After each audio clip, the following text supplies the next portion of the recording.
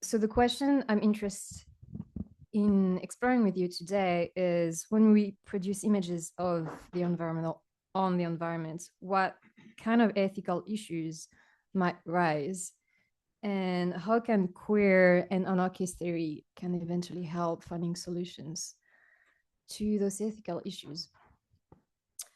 I will start by just specifying that I'm interested generally in, like, when we talk about images of the environment, we might talk about or think about images of climate change, for instance, or environmental disasters, like very spectacular images related to the environment, fires in Los Angeles, as it's currently happening right now.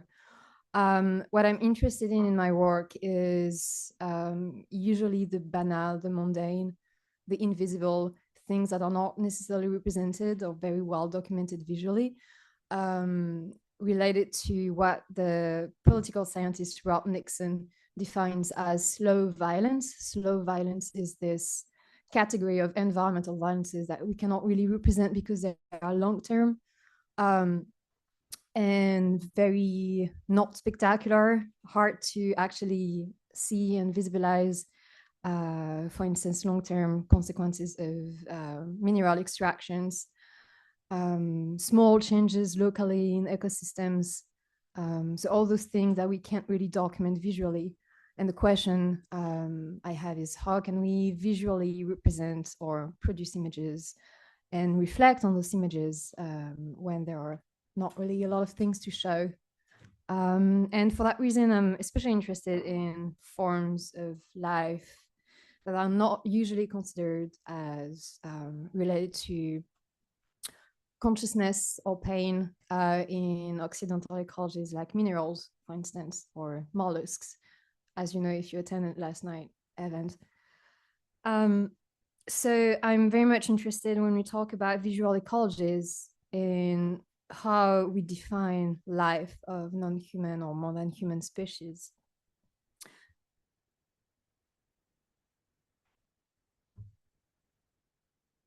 Here we go. I will start by reading you a short description of a diving expedition I did a couple of years ago, just so you have a mental picture of what I will be talking about. Gently holding the anchor chain relayed to the seafloor through a concrete block with my right hand and holding my helmet with my left hand, I lift my elbow to remove air from the air perch of my suit and stop my descent. Every 10 meters, I articulate in my helmet, D2 to surface, I'm at 10 meters, 20 meters, 30 meters, arriving at my destination of 46 meters of depth. I wait for the go from the safety officer monitoring my dive from the boat, the surface team, and swim towards the side work where I will unbolt, clean with a metallic brush, and bolt again the valves of a former production manifold using two 19-centimeter spanners. While swimming, the weight of my Kirby Morgan 37 helmet, which is about 15 kilograms, prevents me from maintaining a perfectly horizontal buoyancy in the water as I struggle to keep my head and neck aligned with my body. I'm rapidly progressing thanks to my large technical diving fins. I float a few centimeters above the safety rock, relying on my point of descent and ascent and the work site. I will arrive at the manifold and announce to the surface team that I'm starting the work, which I have 20 minutes to complete.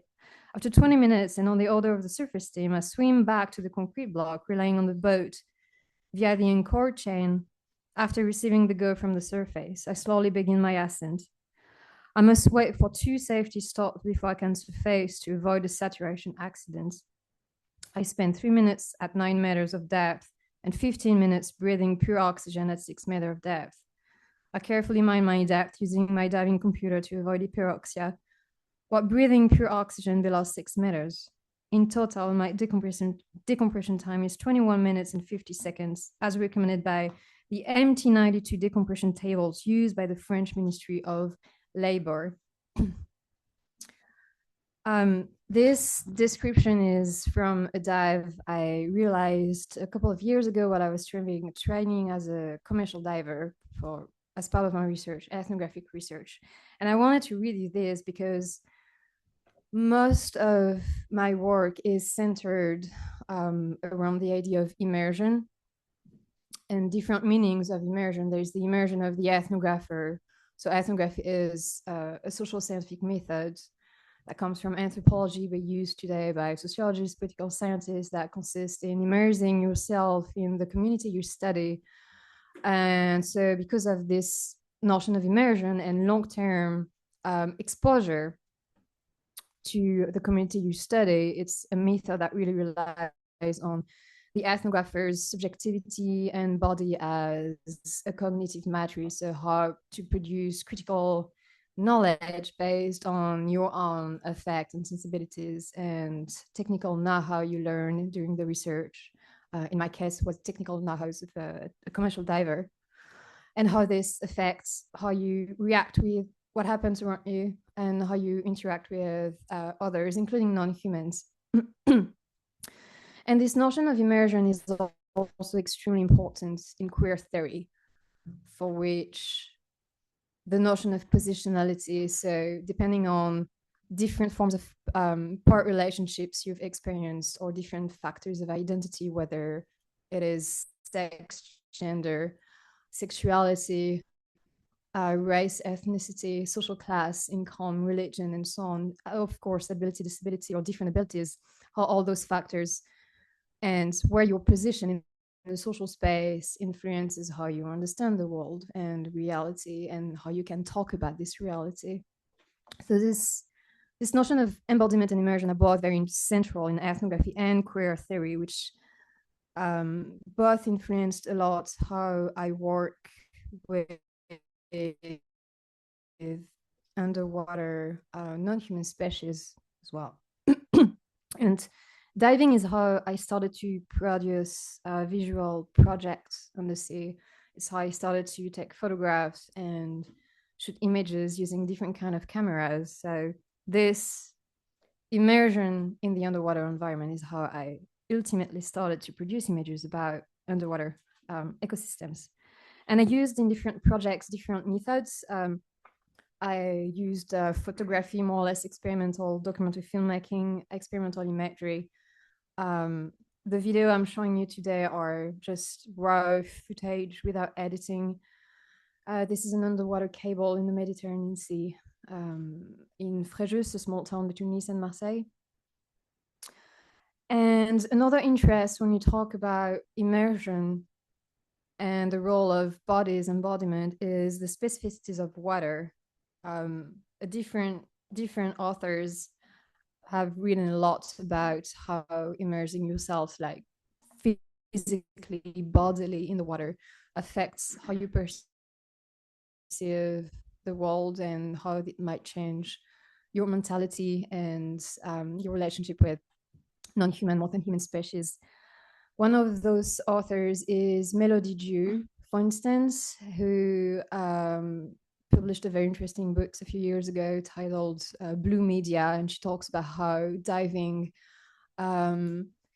revolutionized her way to locate herself in the world, like how sensations experienced by the body in the water, for instance, the buoyancy of your body, the fact that you might be disoriented because a lot of the way we use or discipline our bodies is actually the direct result of gravity and how it affects the body and how you perceive, orient yourself in the environment, and how everything regarding this changes when you are in the water, because the higher pressure and the buoyancy and the fact that you don't really have this Cartesian orientation in the water just changes the way you relate to the environment and your body. So this specificities of water helps to also reflect on how the way we approach the environment, but especially the underwater environment, is a result of a socially, culturally grounded representation of ecosystems and how we define life.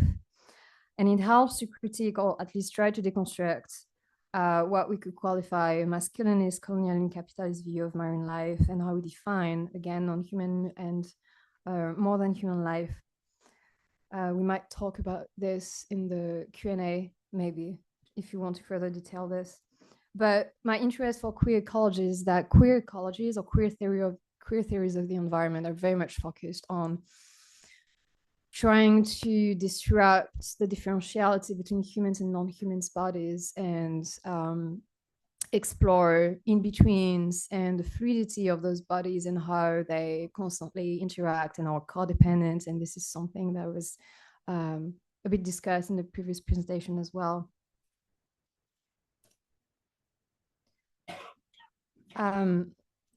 So once we emphasize this importance of immersing yourself in the water just to develop a different approach to those more than human species and water in general, and how we produce visuals in those ecosystems, what kind of consequences does this have? Because that does have consequences. And it really required me a lot of time spent in the water to identify and reflect on what I think are ethical issues and ethical issues in terms of how we relate when we dive or when we produce images of underwater species, in terms of how we relate to those species. In feminist and queer theory, there is a major principle that is a principle of non-harm, liberation, and care, which means that if you follow this principle, you're supposed to do everything you can to avoid to reproduce any kind of forms of violence. And this can be in terms of violence against other humans, other women, for instance, in feminist theory, but also regarding non-human forms of life. And we can think about diving as a form of violence in itself, which is very closely related to colonial views of how we understand territories as spaces to access to, be it for exploitation and commodification or just to access. The very notion of accessing a territory for which your body is not designed might just mean that maybe you're not supposed to access this space. And accessing this space, invading this space might constitute in itself a form of symbolic violence, which is one of the questions I started to ask myself while I was diving. And another form of violence I'm interested in is a form of violence developed by Donna Haraway in the very process of producing images. In one of my favorite texts ever, titled Teddy Bear's Patriarchy, which is a text about taxidermy, Donna Haraway develops a very interesting relationship between the rifles used to kill animals to then stop them and exhibit them in museums or zoological galleries, and the act of taking photographs with a camera of those very same animals to document them. So there is this idea that taking the image of a non-human species bears the same relationship of interest and to a certain extent of extraction, commodification, and exploitation than we could find in the act of killing an animal. And I explores a lot this relationship of violence and image making developed by Haraway in my work. An answer provided to this kind of questions by another feminist author, Wendy Lin Lee, is to develop an aesthetical sensibilities to non-human species that are not judged, not assessed as being beautiful according to Western colonial aesthetics. And as Wendy Lin developed the very acting attention to species that are otherwise invisibilized or not cared about a lot, should develop care in interspecies relationality based on a different approach to aesthetics. And there is a direct application of this when we use visual methods like filmmaking or photography underwater. We can, for instance, like in the case of this video, by focusing on like a single fixed shot. This video doesn't aim to build a narrative, doesn't aim to make a video of different species like pretty fishes and so on. I could have just made a shot of the seabed, just focusing on the sand, and that would have been interesting as well, because we don't get to see this kind of footage very often, because we don't define even the sand of seabed as actually something interesting. We don't think about this as a form of life we can observe in diving. We most of the time think about fishes and eventually plants, but not minerals, not sand, not the particles that compose the water, but all those forms of life are forms of life, actually. So for me, this kind of answer was not really enough. So I tried to explore different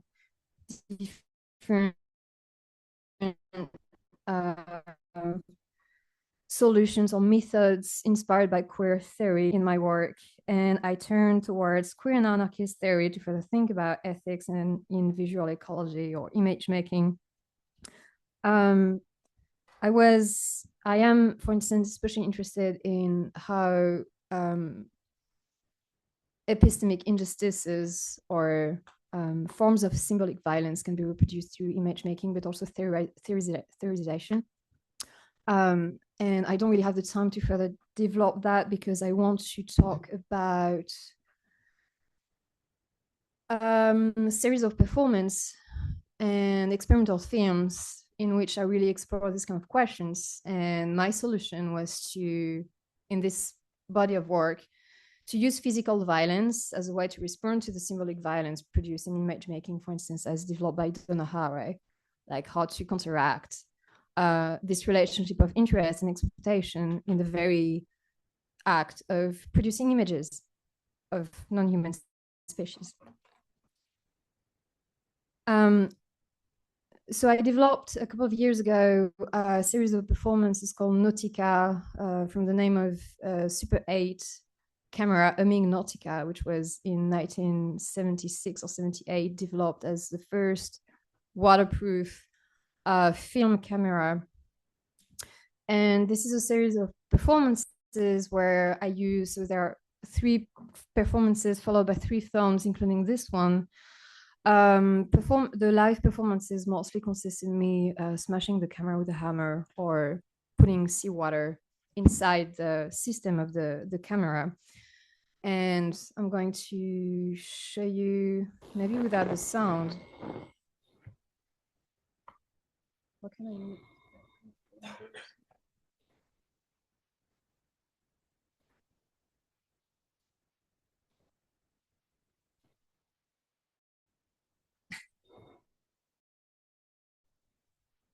Oui, je pense.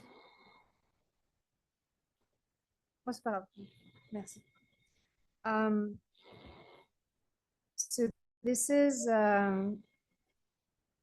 Nautica 2, and this is a performance where I used footage I first shot with this camera a few months before the performance. During the shooting, I entered at some point. I let some water enter I let some seawater enter the system, so that water let prints on the film, so that the images shot by the camera becomes increasingly blurry, which is in connection with theories of illegibility developed by Jack Halberstam, for instance, in The Queer Art of Failure. And as part of the performance, I then pursue the physical deconstruction, violent deconstruction of the camera as a response to interrupting the symbolic violence produced by the camera as an artifact.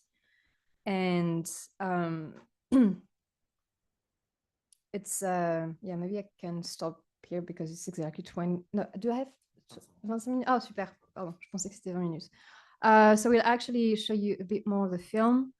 And then maybe we can further talk about this. But the idea is, again, the dismantling of the camera using seawater and the hammer and different tools used for the maintenance of diving equipment is to really explore how the ability to breathe underwater, thanks to the regulator, for instance, and the ability to shot images well, again, the human body is not supposed to be in the water by itself, how those connect to the exploitation of marine species through the gaseous relationship of interest pointed out by Donna Haraway, for instance.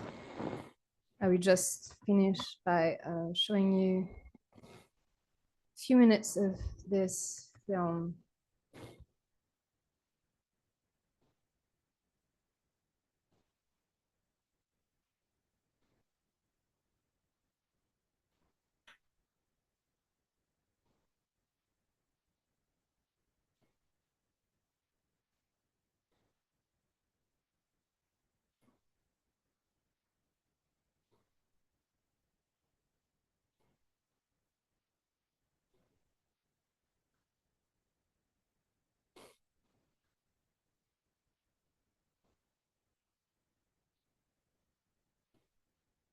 In most of my work, because I relate a lot Nick with Nautica, instructions for use. what Michel Foucault calls Page 4, subjugated knowledge. preparing for filming. And 1. for me, Adjusting the finder. Rotate the eyepiece ring to focus the For me, one of the expressions of this is to use also technologies in image making that are not necessarily recognized as legitimate. This is why I use Super 8 film a lot, because it's the only film format that never had a professional legitimacy and never got used for professional uses. And for this film, I used, in addition to Super 8, mostly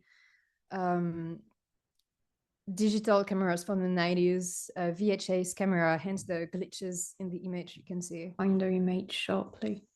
2. Opening and closing the camera door. Rotate the eyepiece ring to focus the finder image sharply. 2. Opening and closing the camera door. Rotate the eyepiece ring to focus the finder image sharply. 2. Opening and closing the camera door. The sealing ring fitted in the camera door makes the door a little more stiff to open and to close than with normal camera. Lightly regrease this sealing ring with the enclosed grease every time you load a new film. Keep the camera clear of sand and dust whilst the camera door is open. If necessary, clean the cartridge compartment before closing the camera door.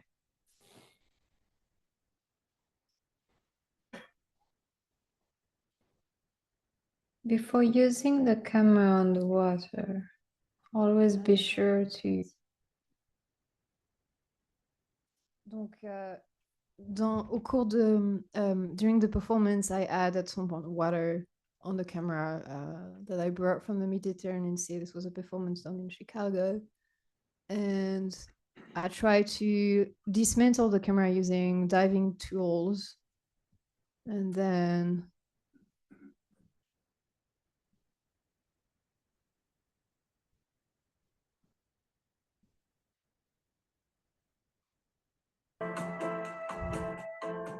there's the hammer with an elevator music from the 70s, because this was the period of the camera design.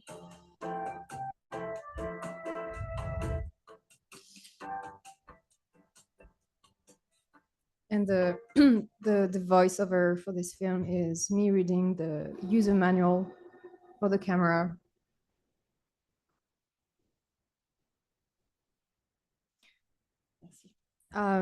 Because one of the things I was interested in this project was, as I mentioned, like not only brag the camera and through this act of physical violence, the symbolic violence and so on, but just put the camera outside of its initial framework of functionality.